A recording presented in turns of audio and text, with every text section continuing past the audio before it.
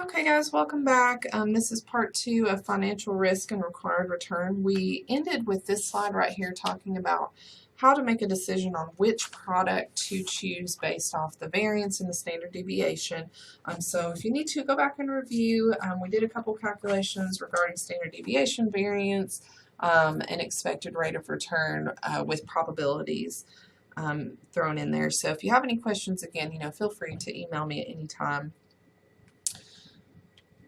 We're going to take a quick look at portfolio risk and return. So moving out, still related to expected rate of return, standard deviation, variance, but now we're going to look more at portfolios and their risk and their returns, and if we want to, pick an investment that stands in isolation, so stands by itself isolated, or if it's part of an investment package. So standard deviation is really the only measure that we have when we have an investment that's in isolation or an investment that's held by itself. But if you are in the stock market, if you have investments, things like that, that most investments are held in something called a portfolio, which is really a collection of investments out there. We rarely see anything kind of held in isolation by itself. Go ahead and put the rest of these out here. So when we have investments that are kind of held in this collection or this portfolio, the risk that we're looking at is not just the investment in isolation, but the entire portfolio itself. So we have to look at several different investments and what the risk is as this entire portfolio. So when we talk about expected rate of return on a portfolio, we're talking about the weighted average. So kind of like, how your grade books are set up. We have several different grades for the course throughout the semester, and you can consider those a portfolio, right? Each carry a different amount of weight, and they're going to kind of come back to you with a result based on how you performed. And that's more of your weighted average for the course, so you can consider that a portfolio. So the next graph, we used one for the clinic and the MRI machine in the last part of the video. So we have another chart that I would really encourage you to screenshot, print off, keep right here as you're taking your notes so you don't have to keep flipping back and forth. But we're going to look at this portfolio illustration and kind of talk about those held in isolation and those held together as portfolios as we move forward, and we'll need this information to make some calculations as we move through. So when we look at expected rate of return on a portfolio, this time we're going to look at portfolio AB. So we have portfolio AB all the way down through here. We have the different economic states, expected rate of return, and the standard deviation. So the formula. We went over that earlier on how to solve for expected rate of return. So you simply take the numbers and plug them in. So if we're looking at portfolio AB, remember, think back to our coin toss. We can get heads, or we have 50% chance of getting heads, 50% chance of getting tails. So apply that same concept here. We know that half of our portfolio is going to be A. Half of our portfolio is going to be B. So if we go back to our chart, we're going to look at the expected rate of A. We're going to look at the expected rate of B. We'll multiply those by 0.5 because we expect half for each. And our expected rate of return for portfolio AB is going to be 10%. And you can kind of gut check that here where we saw expected rate of return 10%. So if we look at expected rate of return for AC, and I don't have the calculation laid out for this, you can check it if you want. If you don't come to 12%, 12.5%, let me know. But again, you can gut check it here, 12.5%. But we'll simply take half of portfolio A multiplied by the ERR and add that to half of portfolio C times the ERR, and we'll get 12.5%. So if we look at the expected rate of return on portfolio AD, let's go ahead and lay that one out because that's the one that we don't have listed on this particular table, right? See, little question mark. So as we go through, we have expected rate of return on AD. Before you progress further, I would really encourage you to pause the video here and try to solve this equation out. Just give it a try. And we'll go through and talk about the correct answer, but if you can, go ahead and pause here, try to work through the equation, then come back and let's see if you got it right. So how we're going to set this up is we know we're going to have half portfolio A, half portfolio D. So what we're going to look at is the ER of A, which is 10%. And again, the information is coming from right here on the table. We're going to multiply that together. We're going to take what we get there and add that to half of the ER of D, which is 12%. So when we add those two together, we should get 0.11. Convert that over to a percentage, we should get 11%. Again, if you have any issues with that kind of calculation, just shoot me a quick email and we'll review over it. So when we talk about, we talked about the portfolio's return. Let's go back a couple slides. We talked about how the rate of return is the weighted average. Just to kind of reiterate here, the portfolio's return is going to be that weighted average of the components. So when we talk about the risk, again, we're going to pull in the standard deviation here in terms of risk. Now, risk is not going to be the weighted average of the component standard deviations. That's only comes into play when we talk about return. Risk is going to be really dependent on the relationships amongst the returns of the portfolio's components. So let's take a fairly common example of a coin toss, and you may have nightmares going back to probability and statistics, because I know that courses like that use this example a lot, but it is a really good one to explain it. So we have a chance to flip a coin once. We're held in isolation. Think of it that way. We get one chance, we get one investment to flip this coin, which is standalone risk. So if we have this one investment, this one standalone risk held in isolation, if the coin, and when we flip it, comes up heads, we will get, we'll win, sorry, it should say you will win $10,000. But if it comes up tails, then we're going to lose $8,000.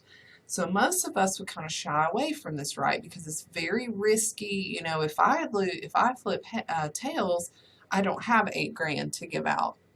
But boy, would it be nice to have that $10,000 if I got heads. But it's too risky for me to gamble with my money like that. So when you think about investments held in isolation, think about this coin toss. If you get one chance, you can flip it and either get $10,000 if you land on heads, or pay $8,000 if you land on tails.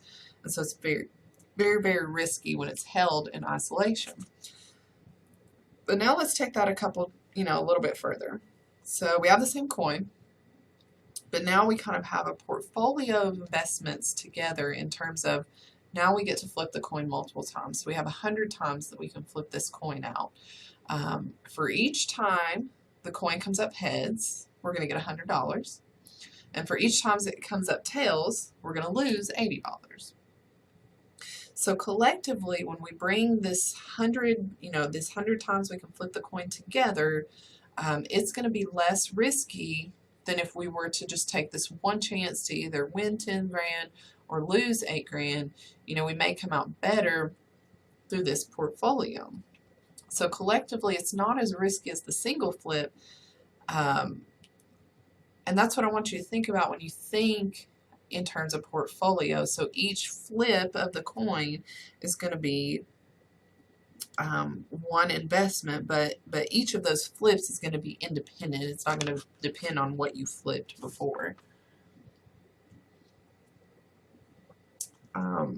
So just a kind of a refresher of a couple different terminologies you may be recalling from probability. When we talk about kind of that, so we said, let me go back. We said that each flip's going to be independent, but it's all going to be held collectively together in this portfolio.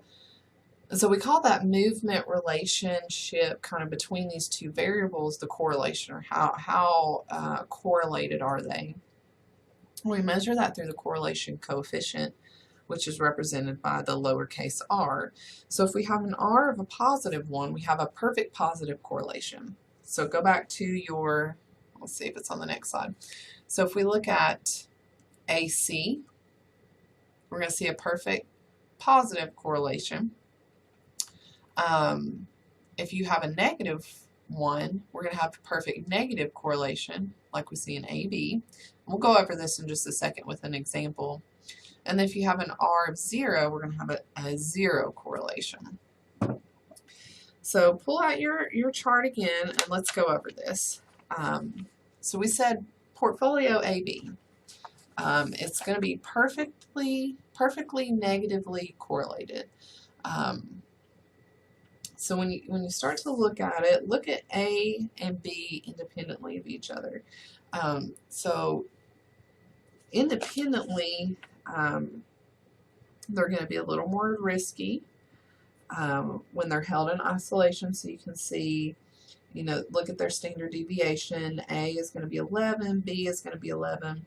But look at their standard deviation when they're held together as a portfolio. They have 0 risk in terms of the standard deviation because it is 0. So this is what we call perfectly negatively correlated. And A and B, like I said, can form this riskless portfolio because their returns kind of move exactly opposite of one another. So you can see, let's go back to our chart. So you can see when A has high returns, look here, B has low returns.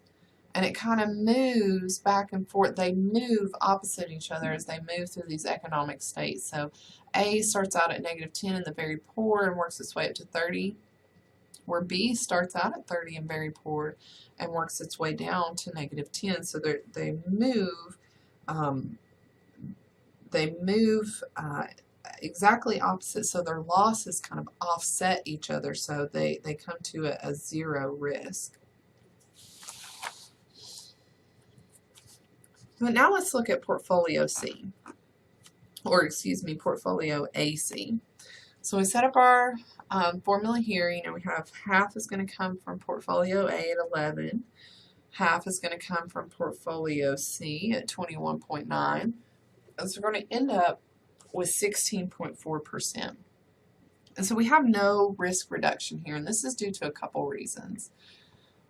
So this is what we call a perfectly positive correlation in the portfolio. When we look back to our chart, we're going to see that A and C move together through the economic states, where A and B kind of moved opposite each other.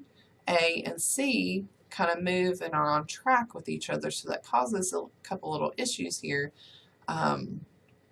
As the investments kind of move together through these different changes that we see in the economic states from very poor to very good. So even though the risk of AC is less than the risk of C, it's still more than the risk of A. So it's important to understand here that, while forming a portfolio overall does seem very good and very positive, it doesn't always necessarily reduce risk. When we have two portfolios like AC that we bring together that are perfectly positively correlated. So it can actually work to increase our risk a little here. So again, standalone risk, just as kind of as a review, risk of individual investments, we have portfolio risk. Part of the standalone risk cannot be eliminated by diversification. So we're going to have, think back to AC, where we couldn't have that risk reduction because they're perfectly positively correlated. But if we diversify, we have the standalone risk that can be eliminated kind of by diversification of our portfolio. So we're going to see standalone risk is equal to portfolio risk plus diversifiable risk.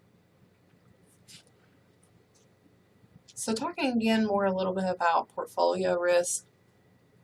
If we have an investor that's an individual and their investments are individual securities or stocks, we call this a market portfolio. But if the investor is a business, now we're going to turn the investments real assets or projects, and their portfolio is now the entire business, and this is what we call the corporate risk. So when we kind of switch gears over to a for-profit business, kind of the opposite of a non-for-profit, we have projects that have corporate risk and market risk associated with them. So the risk of the project that we have is seen by the business managers or more like the stakeholders. We call this the corporate beta. And the risk seen by the business's shareholders is the market risk. So we have the corporate risk concerns more of the stakeholders or the business's managers, and that's the corporate beta. And then we have risk of the project seen by the shareholders, people who have a stock in the company, is called the market risk, and we call that the market beta. So guys, that's pretty much what I have today for financial risk and required return. Like I said, very, very short chapter to go over. You do have, you know, a couple calculations that you can work on through here to kind of do a couple quick gut checks. So if you want to go through, do some checks, and you know, if you're running into any issues, please let me know. I'd be happy to kind of talk it out with you. Other than that, guys, if you have any questions, any concerns, anything going on, please let me know. And if not, we'll see you next time. Thank you.